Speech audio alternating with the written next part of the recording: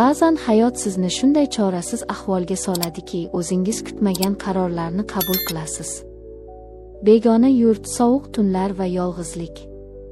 Bu hislar odamni o'zgartirar ekan. O'sha oqshom. Sherzodning tug'ilgan kuni. Men shunchaki do'stona tabriklash uchun borgandim. Lekin o'sha kecha taqdirimni butunlay o'zgartirib yubordi. Remonti bitmagan o'sha kvartira devorlari mening sirlarimga, mening gunohimga va balki mening baxtimga guvoh bo'ldi. Bu hikoya adashgan qalbning iqrori. Assalomu alaykum, aziz yurtdoshlar. Bugun sizlarga aytib beradiganim shunchaki hikoya emas, bu haqiqiy hayotdan olingan drama. Agar siz ham taqdirning kutilmagan burilishlari va insoniy his-tuyg'ular haqidagi voqealarni yaxshi ko'rsangiz, videoga like bosing va kanalimizga obuna bo'ling. Tayyor bo'lsangiz, boshladik. Mening ismim Nigora. Yoshim 22 da. Hozir o'tmishga qarasam, hayotim xuddi bo'laklarga bo'lingan oynaga o'xshaydi. 3 yil oldin. Men juda yosh edim, sodda edim. Ota-onamning, qarindoshlarning qiz bolaning baxti oilada degan gaplariga ishonib, ular tanlagan yigitga turmushga chiqdim. Erim. U yomon inson emasdi. Lekin biz bir-birimizga begona edik. U ko'pincha ishda bo'lardi, uyga kelganda ham charchagan, gaplashgisi kelmasdi. Men esa 4 devor ichida yolg'iz qolardim. Oradan 1 yil o'tdi. Eng og'iri shu bo'ldi, farzand bo'lmadi. Qaynonam meni shifokorlarga sudradi. Tekshiruvlar, dorilar. Oxiri aybni menga to'nkashdi. Ichimda bilardim, ayb menda emasligini his qilardim, lekin kimga ham isbotlay olardim.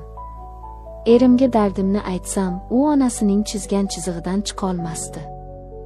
Oyim ajrashishimizni istayapti, dedi u bir kuni boshini egib. Shu bir og'iz so'z bilan mening oilaviy hayotim yakun topdi.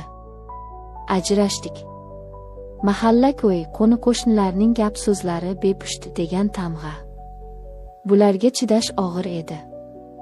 Men bu muhitdan qochishga, o'zimni yo'qotib qo'ymaslikka qaror qildim va Rossiyaga, xolamning oldiga ketdim. Rossiya. Bu yer boshqacha olam edi. Sovuq, begona, lekin erkin. Men kafelardan biriga ishga kirdim. Boshida juda qiynaldim.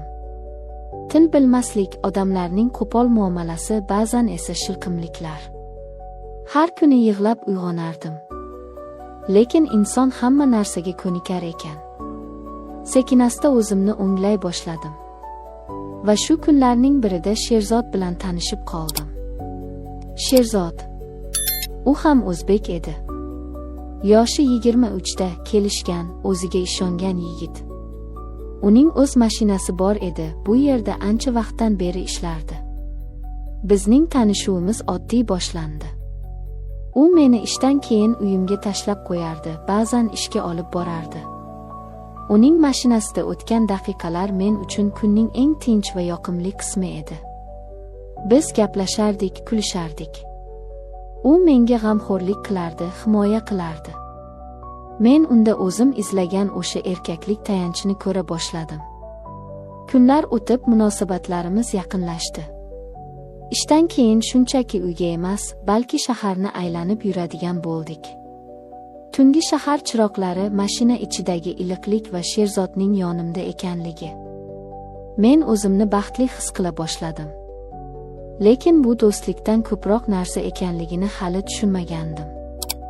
Bir kuni kechqurun mashinada o'tirganimizda Sherzod birdan jiddiy tortdi. U menga qaradi, ko'zlarida qandaydir olov bor edi. Nigora, dedi u past ovozda. Men seni xafa qilishni istamayman, lekin ochig'ini aytaman. Men sen bilan bo'lishni xohlayman. Men qotib qoldim. Uning gaplari to'g'ridan to'g'ri va kutilmagan edi. Yuzim qizarib ketdi, tilim aylanmay qoldi. Yuzingga aytganim uchun uzr, deb qo'shib qo'ydi u. Men nima deyishni bilmay, faqat uyga olib borib qo'ying, deya oldim. Yo'l bo'yi ikkalamiz ham jim ketdik. Bu sukunat minglab so'zlardan og'irroq edi. Uyga kirganimdan keyin ham o'zimga kela olmadim. Ko'zguga qaradim. Nahotki men ham buni xohlayman deb o'zimdan so'radim. Shuncha vaqt birga yurib bu haqda o'ylamagan ekanman. Lekin uning gapi ichimda qandaydir uchqunni yoqib yuborgandi. Ancha vaqtdan keyin telefonim jiringladi. Sherzod, xafa qildimmi? So'radi u xavotir bilan. Kechki payt ishga ketayotganda gaplashamiz. Hozir uxlamoqchiman dedim va go'shakni qo'ydim. Men tungi smenada ishlardim. Lekin uyqu kelmadi. Hayollarim meni tinch qo'ymasdi. Sherzodning qomati, uning ko'zlari, menga qilgan muomalasi. Tan olgim kelmasa ham men uni xohlardim. Men yosh ayol edim, yolg'izlikdan charchagandim. Va nihoyat o'zimga iqror bo'ldim, men unga o'zimni topshirishga tayyorman. Keyingi safar u meni ishga olib ketgani keldi. Mashinaga o'tirganimda u yana gap boshladi.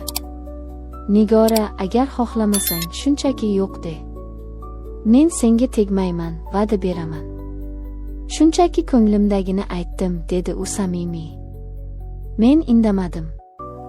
Jimlik rozilik alomatimi? Bilmadim. Shunda u kulimsirab, 2 kundan keyin tug'ilgan kunim. Shu kuni ishga chiqma, iltimos. Birga nishonlaymiz, dedi. Yuragim dukillab ketdi. Xo'p, dedim sekin. O'sha 2 kun ichida men o'zimni tayyorladim. Tug'ilgan kun keldi. Men eng chiroyli ko'ylagimni kiydim, o'zimga oro berdim. Uning mashinasiga osib qo'yadigan chiroyli suvenir oldim. U meni ko'rib hayratda qoldi. Juda ochilib ketibsan-ku, dedi ko'zlari chaqnab. Bu maktub meni yanada ruhlantirdi. Men sovg'ani uzatdim. U xursand bo'lib qo'lini cho'zdi. Men qo'limni olmoqchi bo'lganimda, u kutilmaganda meni o'ziga tortdi va yuzimdan, lablarimdan o'pdi. Bu mening Sherzod bilan birinchi bo'sam edi. Boshim aylanib ketdi.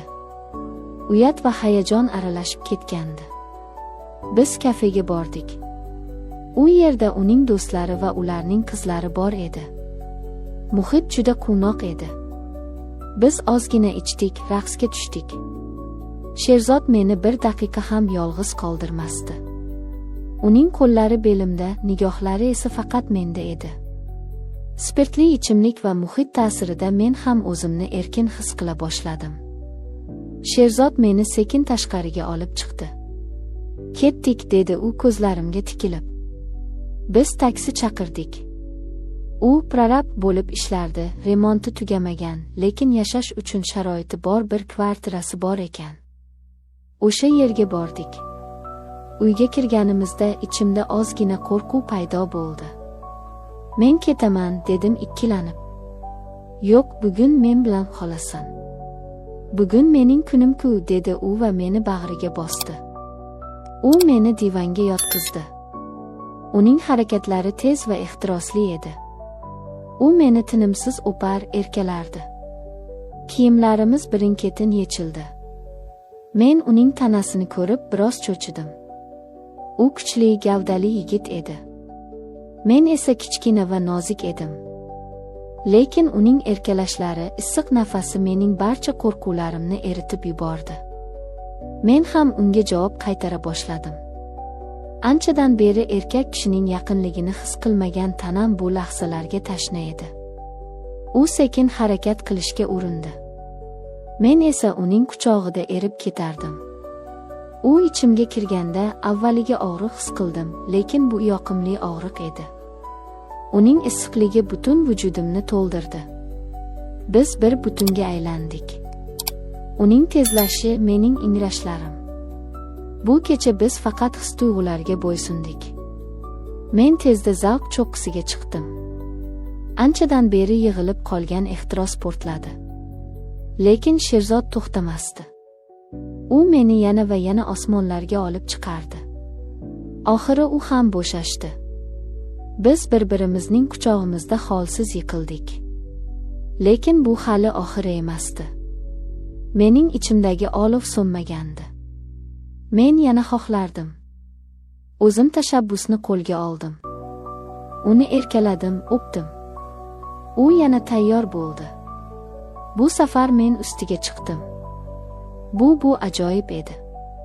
O'zimni erkin, kuchli va kerakli his qildim. Har bir harakatim menga yangi zavq bag'ishlardi.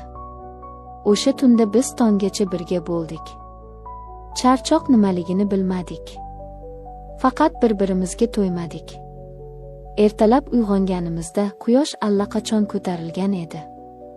Biz bir-birimizga qarab jilmaydik. Kechagi tun tush emas, haqiqat edi. Yana bir bor birga bo'ldik va keyin uyimga ketdim. O'sha kuni ishga ham borolmadim. Tanamdagi og'riq va charchoq menga kechagi tunni eslatib turardi. Lekin bu shirin og'riq edi. O'sha kundan boshlab Sherzod bilan munosabatlarimiz yangi bosqichga ko'tarildi. Biz tez-tez ko'rishadigan bo'ldik. Yolg'izlik endi meni qo'rqitmasdi, chunki yonimda u bor edi. Taqdir meni sinovlardan o'tkazdi, lekin evaziga menga shunday insonni uchratishni nasib qildi. Ba'zan baxt kutilmagan joydan kelar ekan. E'tiboringiz uchun rahmat. Agar hikoyam sizga yoqqan bo'lsa, like bosing va o'z fikrlaringizni kommentariyada qoldiring. Bu hayotda hamma narsa bo'lishi mumkin, asosiysi umidni uzmaslik. Xayr, salomat bo'ling.